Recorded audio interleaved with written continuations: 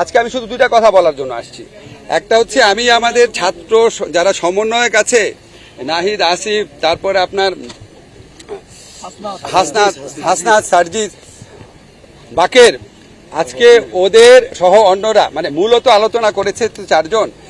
তো ওদের যে আলোচনার স্কিল দেখেছি, ওদের যে আলোচনার আউটকাম দেখেছি, এটা একটা মুগ্ধ করার মতো। মানে আমি নিজে বিশ্বাস করতে পারি না ওরা এত ম্যাচিউরলি সবকিছু এত ডিল করতে পারে।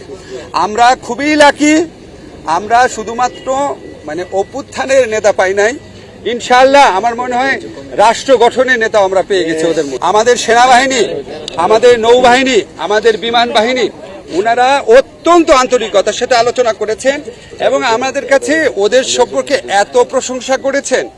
এবং ওনারা এই যে ছাত্ররা যে বিভিন্ন জায়গাতে ট্রাফিকের দায়িত্ব পালন করছে, মন্দির পাহারা দিচ্ছে, এটা ওনারা অনেক প্রশংসা করেছেন। এবং ওনারা আমাদের এই সমন্বয়কদের দেখে এখনকার তরুণদের প্রতি ওনাদের প্রত্যাশা, শ্রদ্ধাবোধ আমার মনে হচ্ছে অনেক বেড়ে গেছে।